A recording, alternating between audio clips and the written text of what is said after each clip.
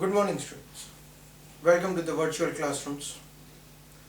In the last lecture, we studied it related to the quantum numbers. Today, we will be studying it something related to shapes of orbitals. Now, actually when we are talking about shapes of orbitals,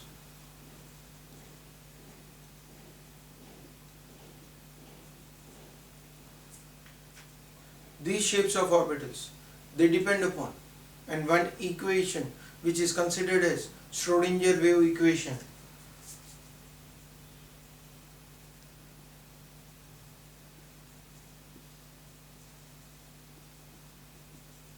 Now, this Schrodinger wave equation, it's given out as del square psi by del x square, del square psi by del y square, del square psi by del z square, 8 pi square m upon h square e minus v psi equals to 0.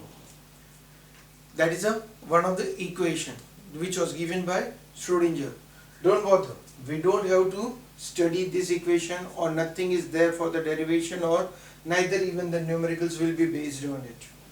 It's only for your knowledge that this type of equation was there, which was been studied by the scientist named Schrodinger, and actually from that we want to take out the knowledge of it.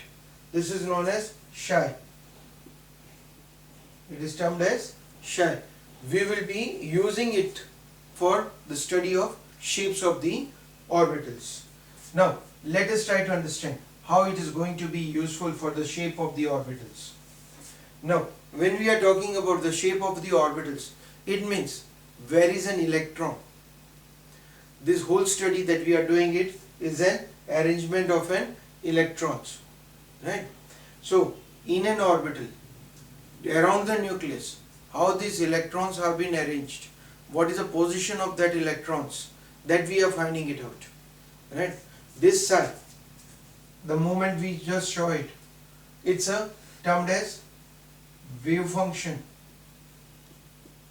Wave function of what? R. What is R? Radius.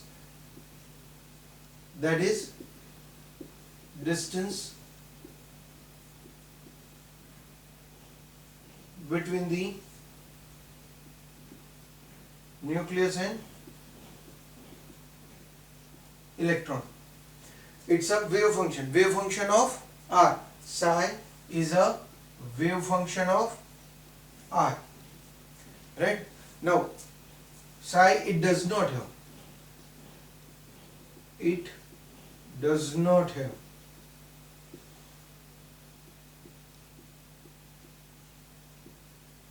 any physical meaning. Psi does not have any physical meaning. But if I take it as psi square means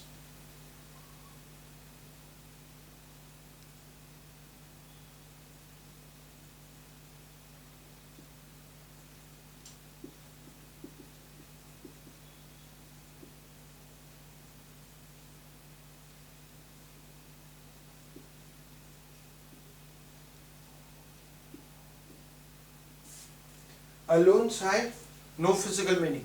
But when its square is done, when the value of the wave function of the R, psi, which is a wave function of the R, if it is squared out, it indicates the probability of finding the electron around the nucleus.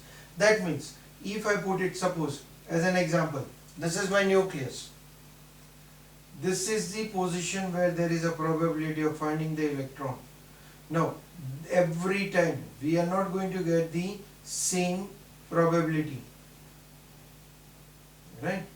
Wherever the probability of finding the electron is maximum, wherever the probability of finding the electron is maximum, that we have plotted, and that is considered to be as an orbit, right?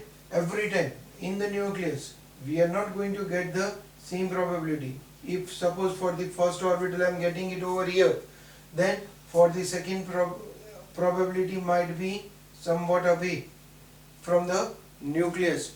So wherever the probability of finding the electron we are getting it, we consider it as an atomic orbitals. We consider them as atomic orbits. Now this probability of finding the electron around the nucleus will give me the shape of the orbitals. At the same time, the word we used it, that here we told that there is a maximum probability of finding the electron. But what about this place? The probability of finding the electron is not there at all. So this particular place we termed it as nodes, or the word we used it for it as nodal plane. It is considered as a nodes or nodal planes. That means the definition of it, the probability of finding electrons around the nucleus is 0. The plane is known as nodal plane, and numbers are known as nodes. The total numbers with that we calculate, we term them as nodes, and such type of planes, whatever we get it, we consider it as nodal planes, right? So this is the factor. Now again, the nodal planes or the nodes that we are calculating it, how can we come to know it? So for it, the another factor or the formula that depends upon our quantum number.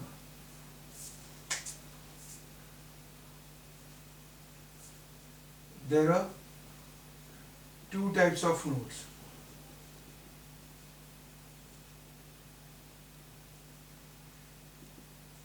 Radial nodes and angular nodes. Now, when we want to calculate the radial nodes or angular nodes for any given orbit, we are having it as a formula. Radial nodes are n minus l minus 1, while angular nodes are given as l. Radial nodes means n minus l minus 1, angular nodes means l. That means if I want to calculate the total number of nodes,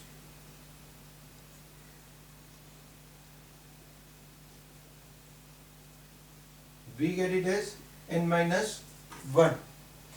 Okay, now this factor we want to study it because it can be our one of the objective question, right? We can be asked what are the radial nodes, what are the angular nodes, what are the total number of nodes present in the given orbital. So first of all we'll try to understand how to calculate the nodes, and then we'll come back to the shapes of the orbitals. First of all we'll try to understand these types of nodes. Radial nodes, that is the probability, these values, radial nodes, they are variable for given orbits. These are fixed because its value is L. Let us understand it. Suppose if I am asking you 1s. Now 1s is one of the orbital that we will be naming it on the basis of the quantum numbers. N, L, M, S, we studied it. In it we wrote it as 1s. So how many radial nodes are there? Radial nodes. That means n minus 1 minus L minus n is here for n 1, L 0. So n minus L minus 1, 1 minus 0 minus 1. So we will get it as 0 radial nodes. If we calculate it as angular nodes, we will be getting it 0, right?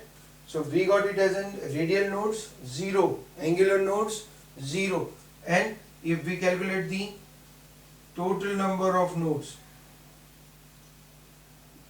we get it answer n minus 1, that is 1 minus 1, 0. This is nothing else. The total number of nodes are nothing else but radial plus angular. 0 plus 0. We got it, the answer 0. Right? But that is for the 1s orbital. This is for the 1s orbital.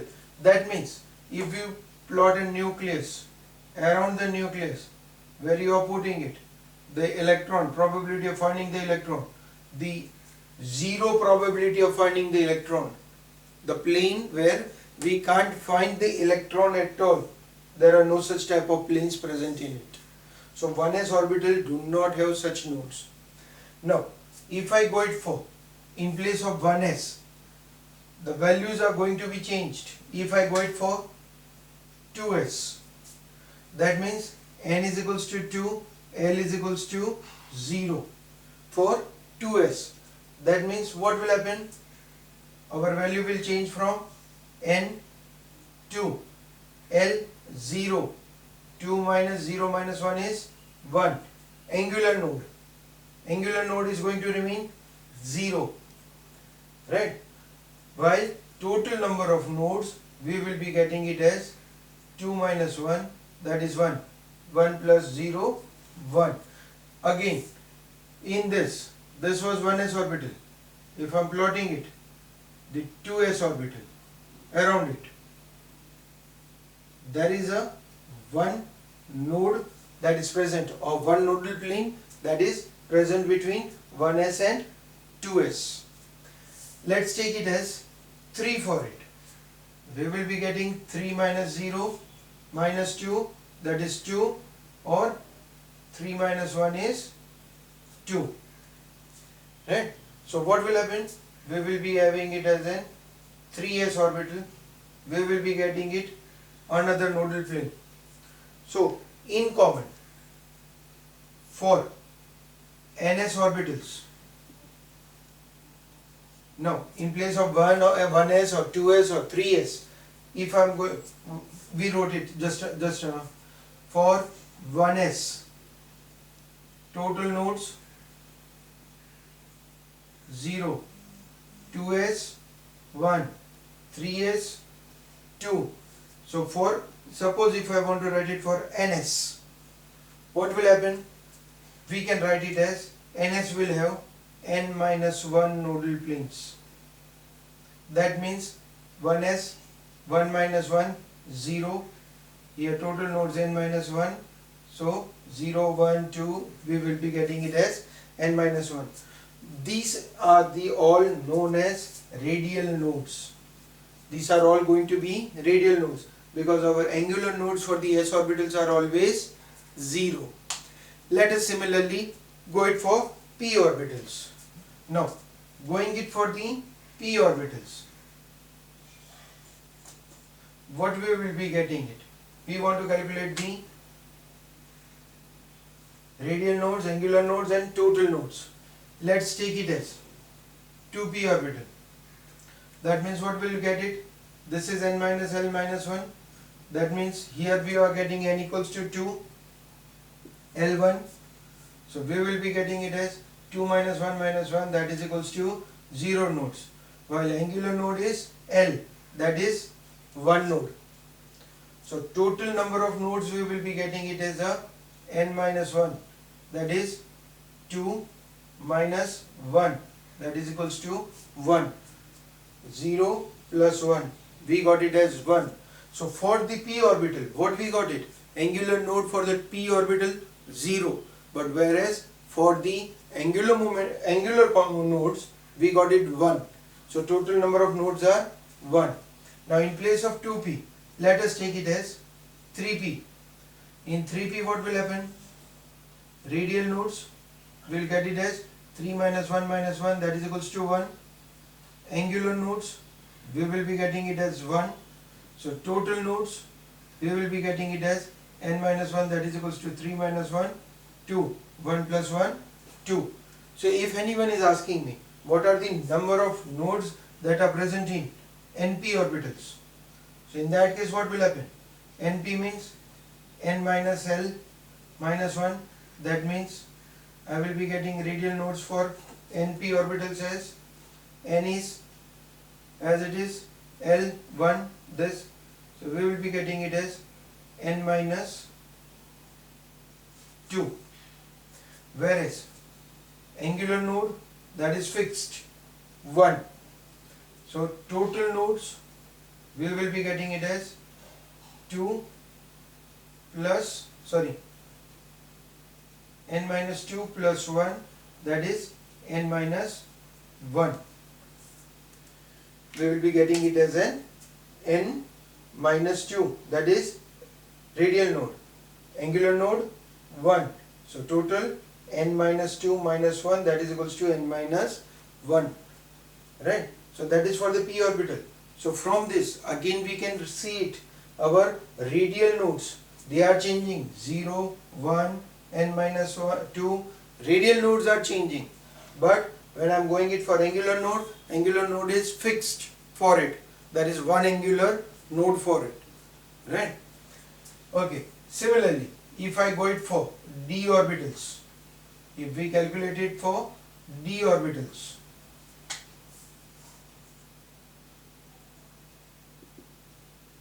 let us take it as, we know it that it always starts from 3D. We can't have it as 1D or 2D orbitals. We always get it from the 3D orbitals. We saw it in the quantum numbers. Now 3D orbital. So what will get it here? N3 L, that will be 2. So that means our angular nodes are fixed. Angular nodes have been fixed. They are 2. Radial nodes, we will be getting it as 3 minus 2 minus 1, that is equals to 0 for 3D.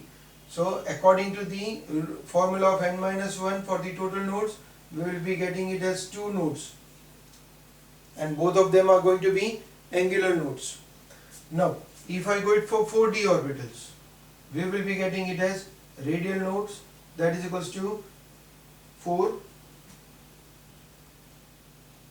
minus 2 minus 1, that means 1 radial node, angular node 2, total nodes we will be getting it as 3. Let's check it according to the formula. 4 minus 1, that is 3. If we take it as 5D orbitals, radial nodes, 5 minus 2 minus 1, 2, angular nodes, we will be getting it as 2, so total nodes we will be having it as 4. Right? So like that you can calculate it for any given orbital. For any given orbital you can calculate its angular node or radial node or total number of nodes, whose general formula it's given out for any given orbital as, for radial nodes n minus l minus 1, angular nodes l, and for total number of nodes n minus 1. Right? So this can be one of the objective question to calculate the nodes that are present in it, or if total number of nodes are this, how many number of angular nodes and how many number of radial nodes are present in the orbital. That can be one of the objective question for you. Right? Okay. Now, once we come to know it, the nodes, that is the probability of finding the electron around the nucleus is 0. That are known as nodes or nodal planes. Now let us see the shapes of it. Now this probability of finding the electron, once we came to know it, what we will come across? First of all, s orbitals. First of all, we will go it for s orbitals. And in the s orbitals, what we are going to get the shape? Shape is spherical. That means nucleus, and around the nucleus this is 1s orbital. Right? It's a nucleus, 1s, around it 2s. So we are getting it as one nodal plane. The continuous circle that is being plotted, it's considered to be as an orbit. The probability of finding the electron is maximum atomic orbital. So as we are going to get it as spherical. When we wrote it as p orbitals, we are going to get the shape as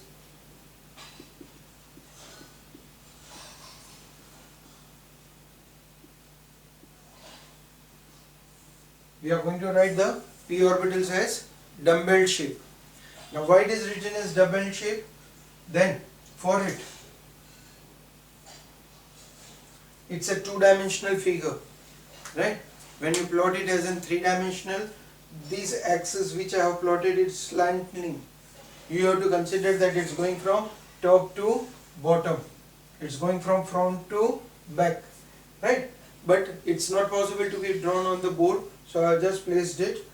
These axes, we are going to consider it as x, y, z. These are the x, y and z. The probability of finding the electron is maximum on the x-axis. The probability of finding the electron onto the orbital is x-axis. That's why this was named as px. When the probability of finding the electron is maximum onto the y-axis, will term as py orbital. The probability of finding the orbital is maximum onto the z-axis, so it will be termed as pz orbitals. So we get it as px, py, pz. That means p orbitals are having three suborbitals, which we termed it as in the quantum number as +1, 0, -1, magnetic quantum number, where we specified it, the magnetic quantum number m.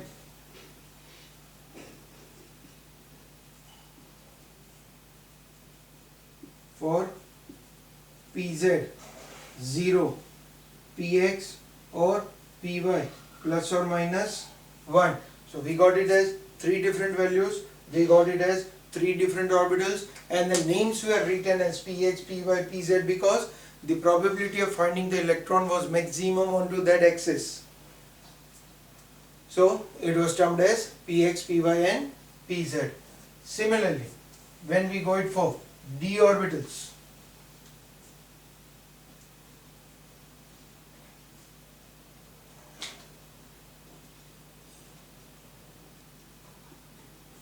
we termed it as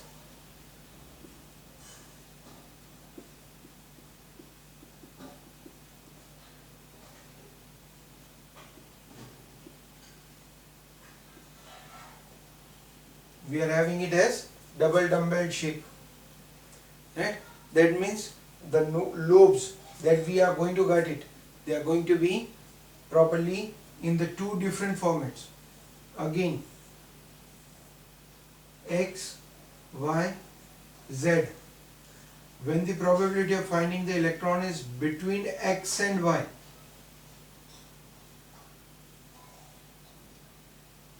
it's a dxy. Now here there is a very first time you will be facing the problem when it is in 2 dimension and in 3 dimension. Once we will study all of them, and then I will try to understand what is the difference that we are going to get it. This is for dxy between x and y. If I plot the axis between y and z,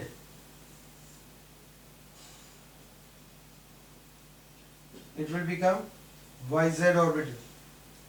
When we plot it as between x and z, dxz. On x and y,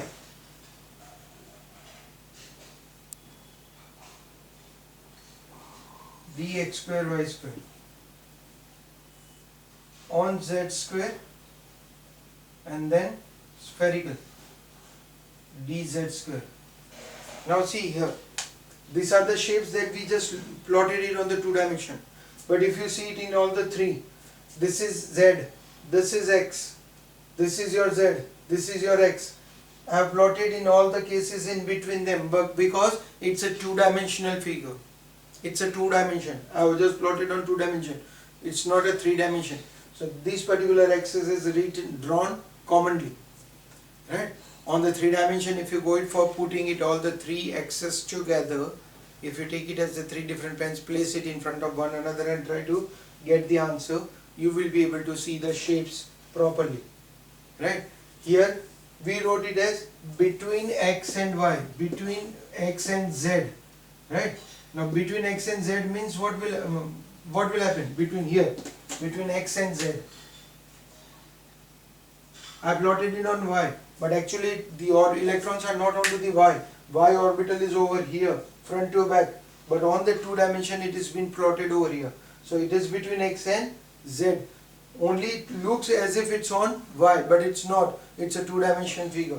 So while we are studying it, drawing the diagram is on the 2 dimension, while studying is on the 3 dimension. So make it sure that you don't get it any problem for it. Okay, you will have to draw these diagrams. Okay, as well as F orbitals. The shapes are complex.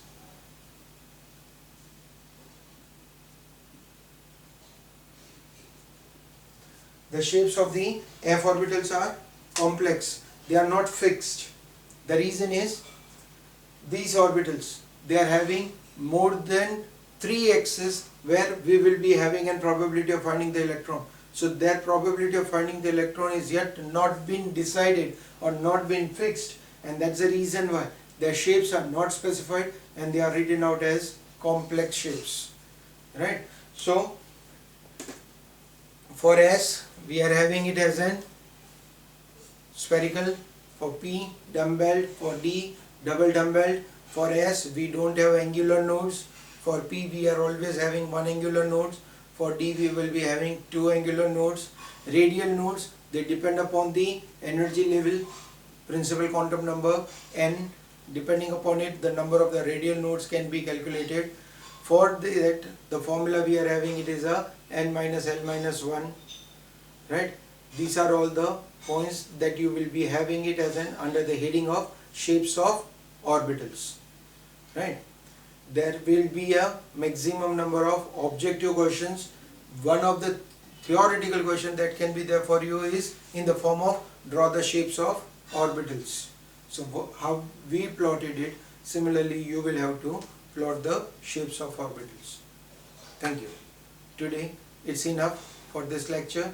We'll study in the next lecture related to the energy levels and how to write the electronic configuration of any given atoms in the next lecture. Thank you.